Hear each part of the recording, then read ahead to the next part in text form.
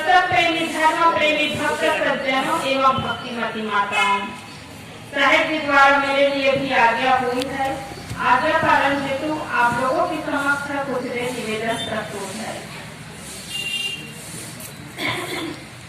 अभी 3 दिनों से सत्संग आप लोग सुन रहे हैं, बड़े ही सौभाग्यशाली है। तो सत्संग सुन रहे हैं तो सत्संग को यहीं तक सीमित न रखे। यदि सत्संग को अपने जीवन में उतार ले, अपने जीवन को बदल ले, तो आप कभी गलत नहीं कर सकते हैं, किसी को आप धोखा नहीं दे सकते हैं। आप सत्संग को अपने घर तक ले जाएंगे तो आपको अपने घर के सदस्यों में भगवान नजर आने लगेगा। उसके साथ बराबर आप व्यवहार कर सकते हैं, सबको बराबर प्यार दे सकते हैं। दुकानों तक यदि ले जाएंगे सत्संग को तो ग्राहकों में आपको भगवान नजर आएगा। आप अपने ग्राहकों को कभी धोखा नहीं दे सकते हैं। तो जिस चीज के लिए हम धोखा देते हैं वो सब यही छूट जाने वाला है। अब जब आप ईमानदारी पूर्वक व्यवहार करते हैं, ईमानदारी पूर्वक अच्छी कमाई करते हैं, वही आपके संग साथ में जाने वाला है। इसलिए कहते हैं संग चले सोई धन है, संत छूट जाए सोई माया। संग चले सोई धन है, संत छूट जाए सोई माया। करो तैयारी ऐसे धन की जो नहीं होए पराया, संतो जो नहीं होए पराया। संग चले सोई धन है, संत छूट जाए सोई माया। साहब जी विराजमान हो रहे हैं, आप सब लोग अपने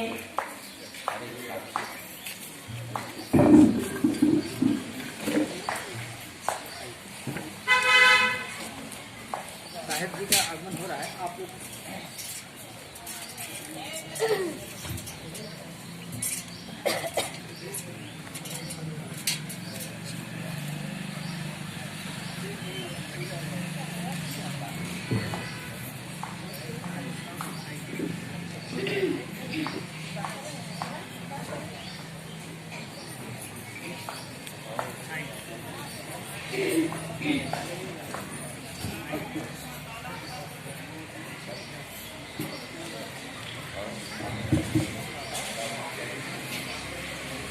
तो अपने जीवन में अच्छी कमाई करनी चाहिए, धर्म का काम करना चाहिए, जो संग साथ में जाए ऐसी कमाई करनी चाहिए।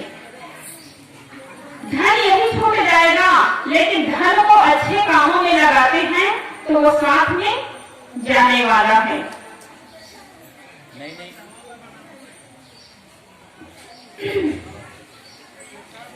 लेकिन आज हम देखते हैं कि धर्म के नाम पर जितनी ठगी बेईमानी चल रही है, धोखा चल रहा है, उतना किसी दूसरी चीज में नहीं। धर्म के नाम पर जितना झूठ बोला जाता है उतना अन्य कामों में नहीं। धर्म कोई संप्रदाय नहीं है, धर्म कोई अलग अलग नहीं है। धर्म को न समझने के कारण लगता है कि धर्म अलग अलग है। इसलिए कहते हैं कि हमारे धर्म में आने से, हमारे धर्म को मानने से कल्याण हो जाएगा, सुधार हो जाएगा। और दूसरे के संप्रदाय में जाने से दूसरे धर्म के मानने वाले गलत रास्ते पर जाते हैं, उसको नीच देखा जाता है, नीच दृष्टि से देखा जाता है। तो धर्म कोई अलग नहीं है। धर्म के नाम पर ही आज हम देखते हैं कि बलि चढ़ाए जा रहे हैं, जीवों की हत्या कर रहे हैं। वही पंडित पुरोहित देवी दुर्गा के सामने बलि दी जा रही है।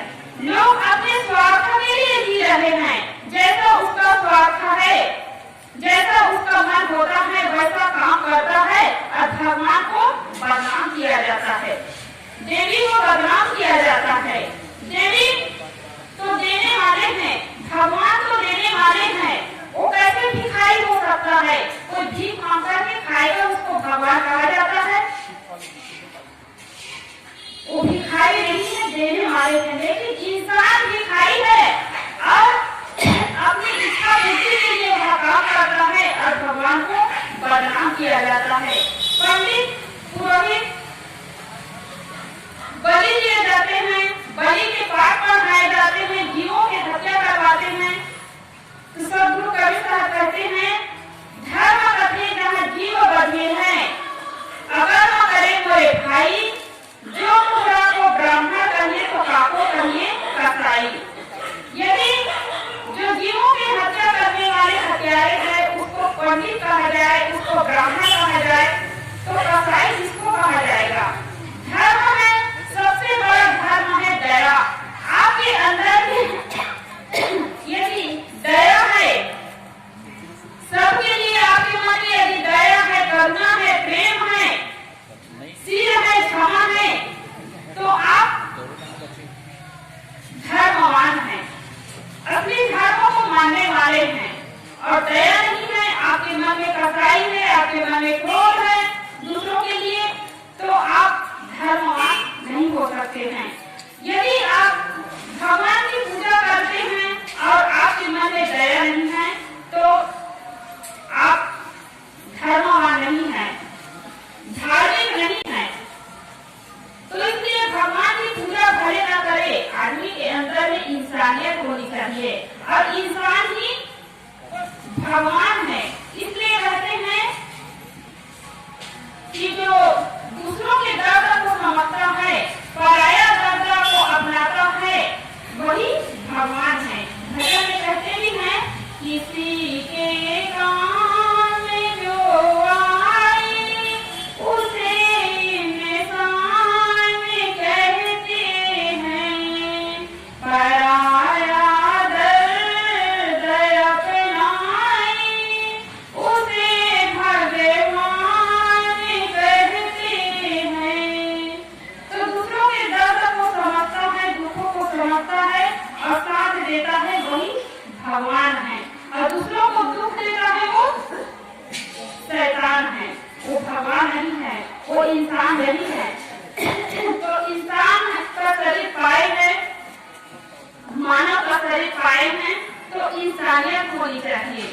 लेकिन आज हम देखते हैं इंसान के रूप में तो सब लोग दिखते हैं, सकल से तो दिखते हैं, लेकिन उसका दिल कसाई बना हुआ है, शैतान बना हुआ है। जहाँ भगवान खाता नहीं है वहाँ पर खिलाया जाता है, और जो भगवान खाता है उसको खिलाया नहीं जाता है। भगवान के पास जाकर के अगरबत्ती जलाता है और जो भीतर में भगवान बैठा हुआ है वहाँ बीड़ी जलाया जाता है। जो भगवान पी नहीं सकता है वहाँ ले जाकर के गंगा जल चढ़ाया जाता है, और जो भगवान भीतर में बैठा हुआ है वहाँ शराब डाला जा रहा है। तो भगवान को लोग मानते हैं, लेकिन भगवान के असली रूप को वह देख नहीं सकता है, समझ नहीं सकता है। भीतर में भगवान बैठा हुआ है, लेकिन बाहर लोग भगवान खोज रहे हैं। दुनिया में जितनी विकासें नजर आ रही हैं, वो सब मनुष्य की ही देन है, लेकिन वही विकास करने वाला इंसान वो भगवान को खोजता है, खुद को नहीं समझता है। इसलिए सदगुरु श्री अभिलाष साहब जी कहते हैं, बहुयंत्र मसीने रच जिन्हा, विज्ञान बहु शोधन किन्हा, बहुयंत्र मसीने रच जिन्हा, विज्ञान बहु शोधन किन्हा, नहीं ज्ञान हुआ मैं दत्ता खुद चेतन में, वे जीव रहे बचपन में।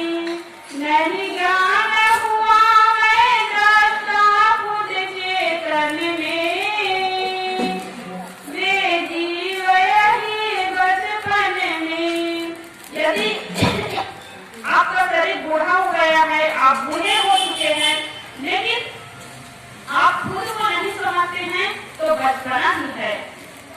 खुद को नहीं समझते हैं, बाहर मिट्टी है, पानी है, पत्थर है, पहाड़ है, उसकी हम पूजा कर रहे हैं, तो ये बचपना ही है। अब वो छोटा बच्चा है, 10 साल का 20 साल का बच्चा है, वो खुद को समझता है, वो समझदार है, वो सयाने है। तो हमें सयाने बनना है। यह शरीर को प्रकृति अपने आप पका रही है। कोई नहीं चाहता है कि बाल पके, कोई नहीं चाहता है कि दांत टूटे, कोई नहीं चाहता है कि हमारा कमर झुके, गर्दन झुके अपने आप। लेकिन हमें अपने मन को पकाना है, मन को समझदार बनाना है, और यही सत्संग में आने से ही हमारा मन समझदार बनता है, हमारा मन विवेकवान बनता है।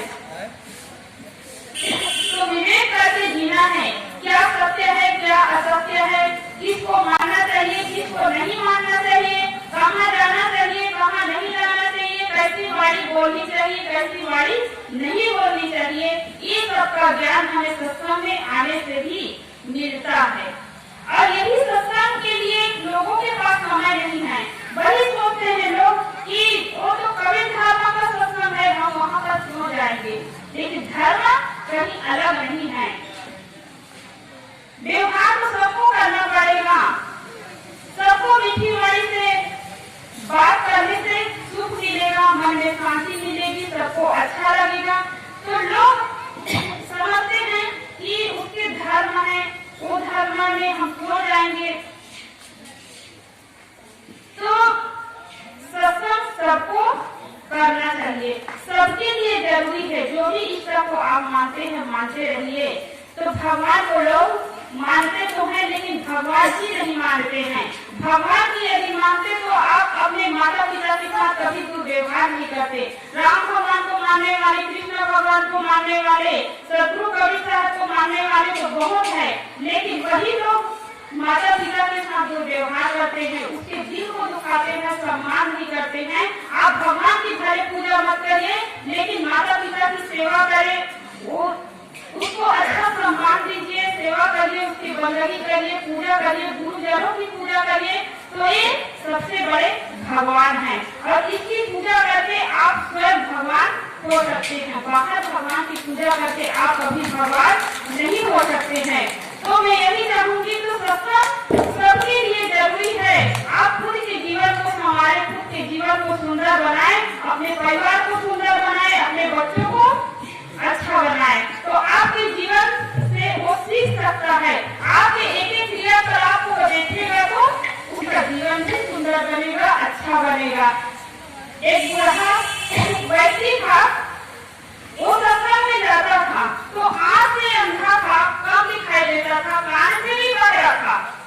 तो कहीं पर भी सत्संग होता था तो पहुंच जाता था।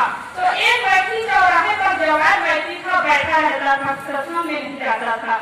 वह व्यक्ति सोचता था कि बूढ़ा बाबा सत्संग में जाता है तो क्या होगा, आँख से अंधा है, कान से भी बहरा है, न किसी को देख सकता है, संतों के दर्शन कर सकता है, न सत्संग की बातों को किसी को सुना सकता है, तो क्या फायदा। एक दिन पूछ लिया, जैसे 3 दिन का सत्संग चल रहा है वैसे सत्संग चल रहा था। तो एक दिन बूढ़ा बाबा को चौराहे पर खड़ा करके पूछा कि बाबा जी आप सत्संग में जाते हैं तो क्या फायदा, आप आँख से अंधे हैं, देख नहीं सकते हैं, किसी को कान से बहरे हैं, सुन कर किसी को बता नहीं सकते हैं। तो बूढ़ा बाबा ने बड़ा गजब का उत्तर दिया, कहा कि बेटा यहाँ बात तो सच है कि मैं आँख से अंधा हूँ, यहाँ बात भी सच है कि मैं कान से बहरा हूँ, लेकिन मैं सत्संग में इसीलिए जाता हूँ कि ताकि मेरे नाती पोता है, घर परिवार के लोग हैं, मेरे पड़ोसी है, गांव के लोग हैं, वो लोग देखेंगे जा करके कि मैं जिस जगह पे जाता हूँ कल्याण की जगह है,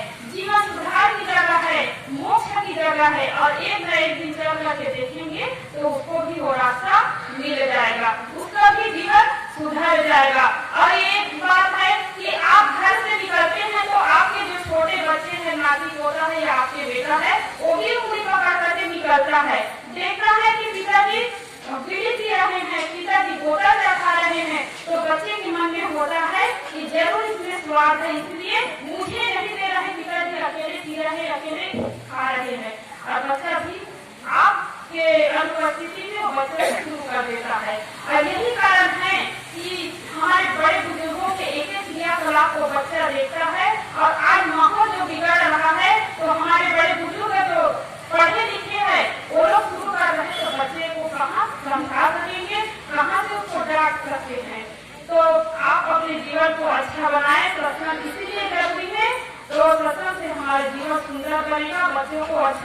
सत्कार मिल सकता है। इन्हीं शब्दों के साथ मैं अपनी वाणी को विराम देती हूँ। बोलिए सद्गुरुदेव की जय। आइए